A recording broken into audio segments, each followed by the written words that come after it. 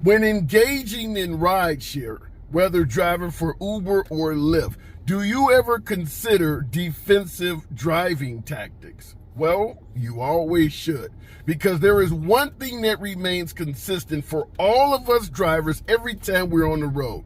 Shit happens. What up, folks? Once again, it is your boy Tim with another ride sharing video. Now, this one is kind of a wild story that brings up the importance of driving defensively at all times. Comes from Sioux Falls, South Dakota. This is from an article titled "Sioux Falls Man Arrested for Following Victim, Lyft Driver and Pulling a Gun." So you had someone follow a Lyft driver with a passenger in their vehicle, pin them down, and pull a firearm out on them. Now, I want to give you the details of this because this is a wild story, and it certainly screams out the need to pay attention to how you drive defensively as a rideshare driver. Now, according to the article, police report that the victim lived in the same area as the suspect and left to go downtown with friends. The victim noticed a white truck following them and then reported it. So to interrupt the story, if you have a passenger in your vehicle, you're driving along and the passenger notices someone is following you, you need to kick that passenger out of your shit because you're the one that's driving. Why the hell is the passenger noticing vehicles that are following you? That should be a clear-cut red flag that passenger probably knew they were in some drama when they got in your vehicle to begin with, because most passengers are either on the phone, paying attention to other folks in the vehicle with them, or simply just enjoying the ride. You don't generally get passengers in your vehicle that are actually looking out the back window and being able to ascertain who is following you. So the fact that this female in this case was able to tell the driver and report that someone was following them, that's a red flag, but we'll keep it going. The victim dropped off friends and took a Lyft home. And as the Lyft was leaving downtown, the same white truck followed her again. So in other words, she rode in the vehicle of a Uber, noticed the vehicle was following her, reported it, but it was an uneventful exchange for that first driver. The female got out of the vehicle, that Lyft driver left. Well, after she was doing whatever she did downtown, she called another Lyft driver to take her home. And once she got in that second Lyft driver, she noticed the same white vehicle was following her again. This is unnecessary drama being bestowed upon us drivers. We all get passengers like this. That's why we're talking about defensive driving. When you get drama, when drama gets in your vehicle, you need to know what the hell to do. In my case, I would strongly suggest kicking the broad out the damn car. If you got people following you, you need to get up out of my shit. In fact, I did a video on this before where an African-American gentleman down in Houston was in the same situation where he picked up a female and he, as the driver, immediately noticed someone was following him. Now, in regards to defensive driving, this often happens at night. Rural areas or deserted streets is where this is most likely to happen. You're picking somebody up in the middle of busy Manhattan. Nobody's going to be following you and pulling out guns on you. This is normally 2 or 3 o'clock in the morning type shit, or if you're driving on rural roads. In this case, we're talking Sioux Falls, South Dakota, not a very big city, and it happened at 11 p.m. at night. Shit happens after dark, but we're going to continue going, because this is where, literally, I suppose, the plot thickens. The Lyft drove through the neighborhood and ended up in a cul-de-sac. The person in the truck blocked the road, got out of the vehicle, and pointed a gun at the two people in the vehicle, the Lyft driver and the victim. Now, if there is a such thing as defensive driving, this is where the tactics are the most important. Know the area you are driving in. If you know someone is following you, the last thing you want to do is turn down the street into a cul-de-sac. You need to know the areas you are driving in. Look for streets that allow you to travel great distances without any issues. Main Street, Elm Street, the big streets in your area, in your market, in your town. Don't even go into small neighborhoods when you are certain someone is following you. If you can get to a police station, do that. Certainly you or the passenger should be on the phone with police the entire time. Now, I understand folks who watch the channel know that I certainly advise carrying defensive tools on you at all times. Mace, something to slash or poke with, up to and including a firearm. You should have something to defend yourself at all times.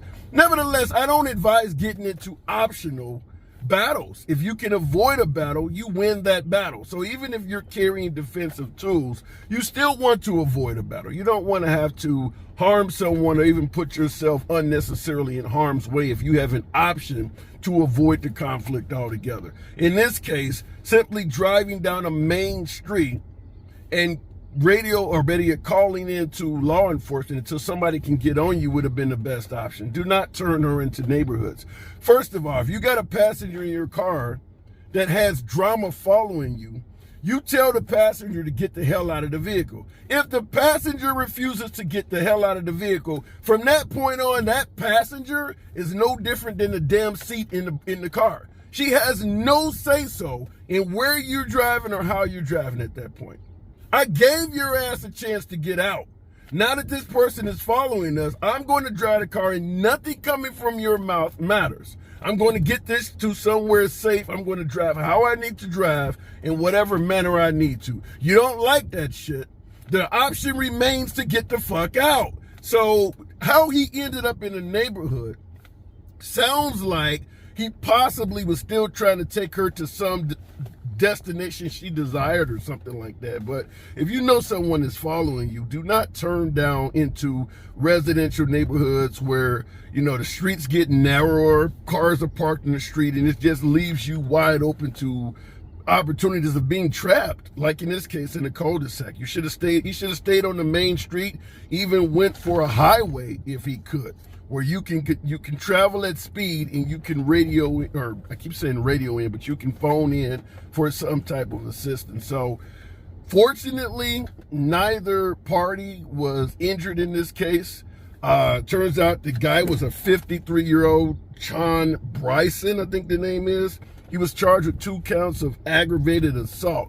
But this story comes to a wacky-ass conclusion.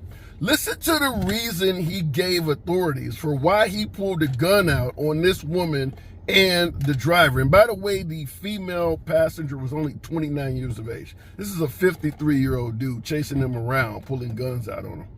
Listen to the explanation he gave cops for why he did this shit. The suspect stated his reason for following the victim downtown and back and pulling a gun was because he believed the victim was connected to knocking he heard on his door earlier, which alarmed him. What a load of bullshit. Now, this falls in line with a lot of other homeowners shooting folks for pulling in their driveway, knocking on the damn door, and the guy getting shot through the door, a soccer ball going on the guy's lawn. There's some crazy folks out here that own firearms. And they're not just young thugs and gangbangers in Chicago, as many gun owners would like you to believe. This guy's 53 years old. What are the chances that that was a legal, law-abiding gun owner up until that point? It's a hell of a lot of folks that are doing some wacky-ass shit, and they were law-abiding gun owners. It's not all thugs and criminals like they would like you to believe. It's a lot of irresponsible, fuck around and find out type of people that have guns that probably should not be in possession of a firearm. And this also applies to my folks, my Floridians and my Texans down in those stand your ground type states. If you can avoid conflict, do your best to avoid the conflict. Like I stated before, I do encourage everyone to carry a defensive tool on them at all times, every passenger on every damn trip. But I don't submit to or subscribe to the thought process of staying your ground. I'm not a big fan of it. If you can avoid shit, do that. Because there's a hell of a lot of legalese that you got to deal with if you take someone's life or if you use a firearm in self-defense. Knife, poking, slashing tool, same thing. There's just too much issues you got to deal with to engage in something that is optional. If you have no choice and you got to defend your damn life, hey, do whatever the hell you got to do. But if there's a chance for you to flee the drama, flee the drama. Don't deliberately put yourself in harm's way so that you can use whatever tool you got on you and say, hey, he fucked around and found out. It just isn't worth it to put your hands or put your fate in the hands of law enforcement or some judge. You don't know how that judge may feel about what you did, and now you're paying a price. So every conflict you can avoid is a conflict you automatically win. So I just wanted to run this by you in regards to defensive driving. Know your area, know which streets you don't turn down if you don't want to get trapped. Know where police stations are if you need to get yourself to one rapidly. Also, the same thing would apply to medical facilities because you could be harmed. I've had drivers where a passenger got in their vehicle and just started slashing, stabbing them up, choking them out. You don't know at any given time. Everything we do involves dealing with strangers. None of this shit is safe. So at any given time, this can happen. Particularly for my after the club crowds and my wee hours of the morning crowds. This is really aimed at you because that's when most of this stuff likely happens. After dark is when, what do they say, the freaks come out at night. This is when all of this shit happens. But just wanted to run this one by you because it's wacky as hell. Following somebody with a gun because you heard a knock on your door earlier that alarmed you. So you decided to spend your whole damn day chasing this person around because you thought they knocked on the door? What a load of bullshit. It's your boy Tim. Subscribe to the damn channel, and I'll see you in the next video.